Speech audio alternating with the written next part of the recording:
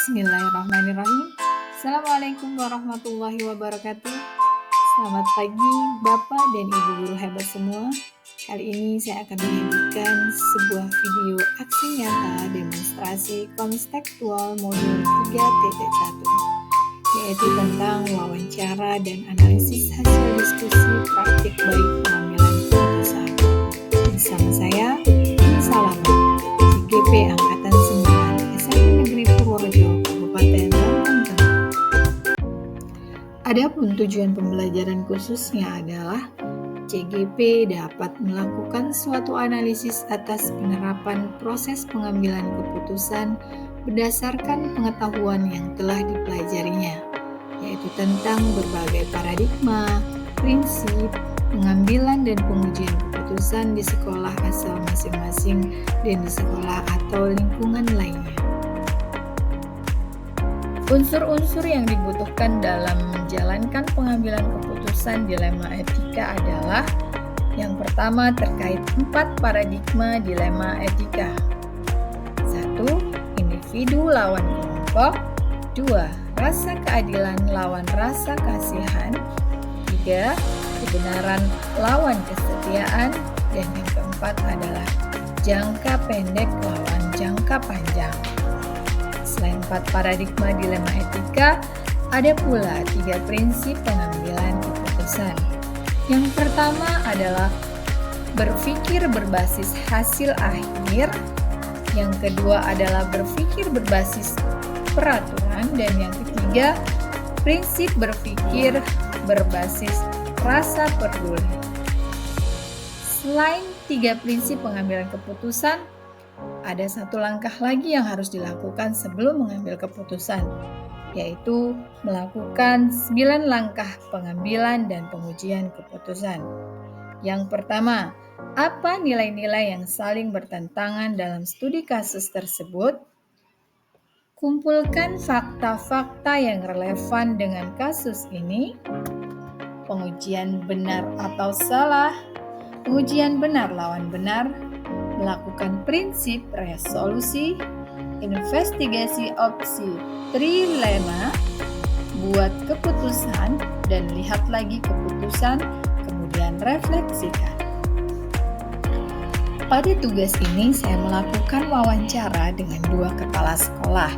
Yang pertama yaitu Bapak Agus Trimawan SPD selaku Kepala Sekolah SMP Negeri Purworejo, Padang Ratu, Kabupaten Lampung Tengah.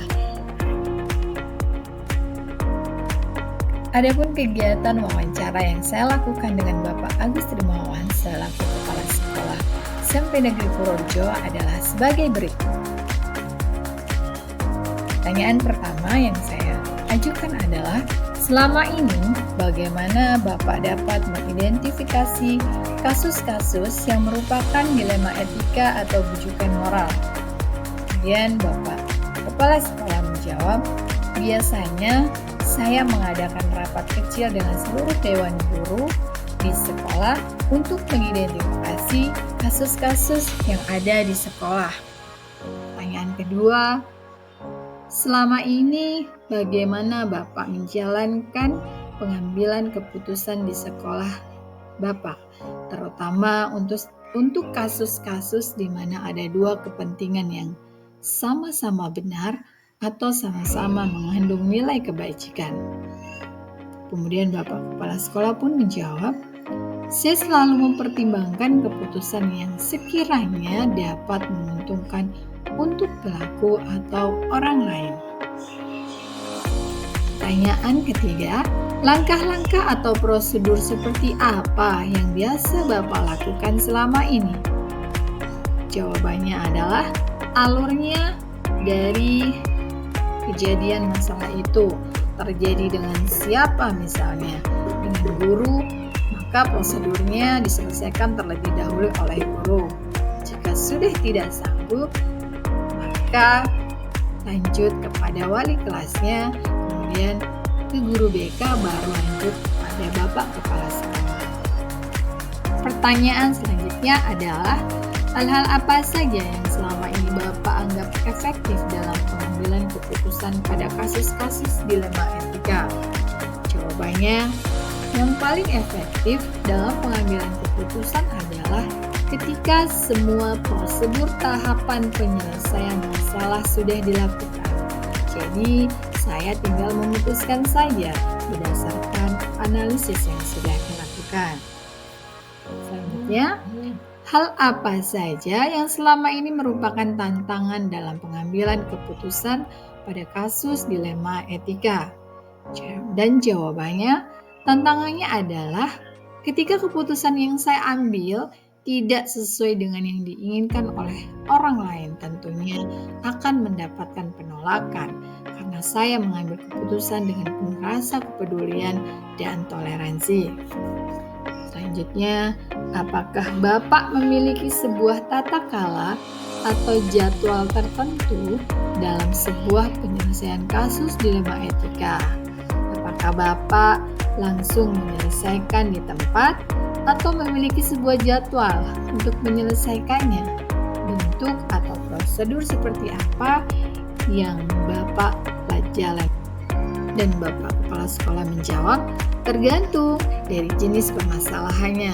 Jika urgent dan harus segera diselesaikan, ya saya langsung selesaikan. Jika tidak, saya mengatur waktu untuk menyelesaikannya. Pertanyaan selanjutnya, adakah seseorang atau faktor-faktor apa yang selama ini mempermudah atau membantu Bapak dalam pengambilan keputusan dalam kasus-kasus dilema etika? Contohnya, ada Bu, yaitu tim manajemen sekolah. Selanjutnya pertanyaannya adalah, dari semua hal yang telah disampaikan, pembelajaran apa yang dapat Bapak petik dari pengalaman Bapak terkait pengambilan keputusan dilema etika?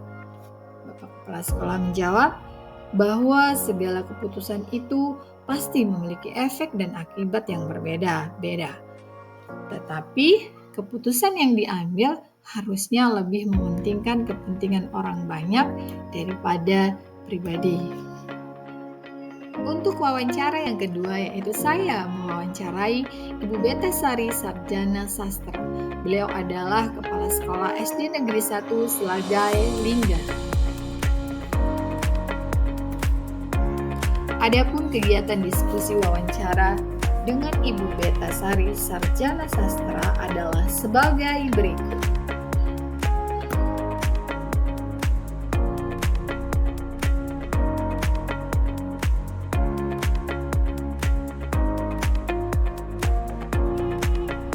Dari hasil wawancara dengan kedua kepala sekolah, yaitu Bapak Agus Trimawan SPD dan Ibu Betasari Sarjana Sastra, maka apa yang selama ini dilakukan pimpinan tersebut terkait praktik yang selama ini dijalankan?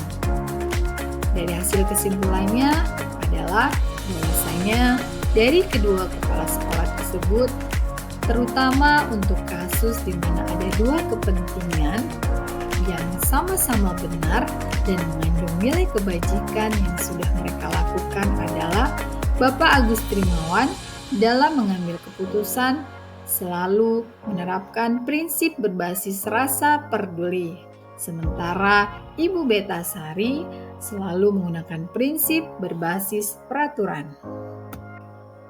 Adapun analisis dan refleksi dari hasil wawancara dengan kedua kepala sekolah tersebut adalah, yang pertama, hal menarik yang dilakukan saat wawancara yaitu kedua kepala sekolah mempunyai cara sendiri dalam menyelesaikan sebuah masalah di sekolahnya dengan menggunakan prinsip yang sudah diyakininya masing-masing, namun tetap berpijak pada nilai-nilai kebajikan.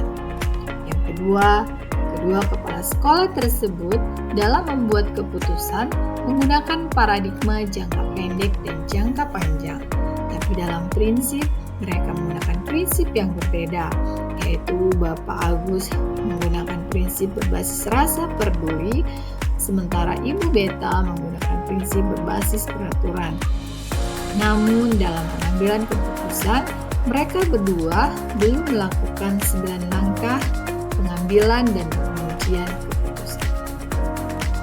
Yang ketiga yaitu mengenai rencana ke depan yang harus dilakukan, yaitu harus adanya prosedur khusus dalam pengambilan keputusan sehingga dapat diukur seberapa efektif hasil dari pengambilan keputusan tersebut.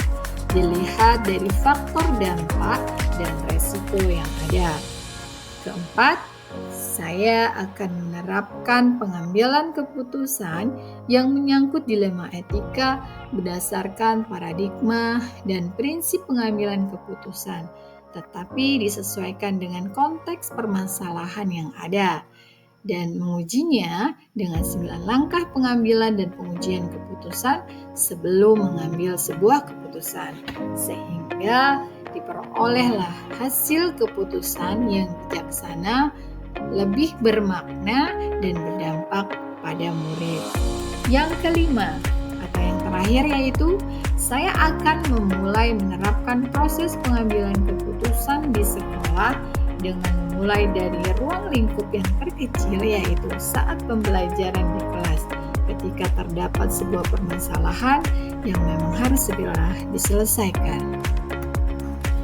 Demikianlah hasil tugas demonstrasi konseptual modul 3.1 yang sudah saya lakukan.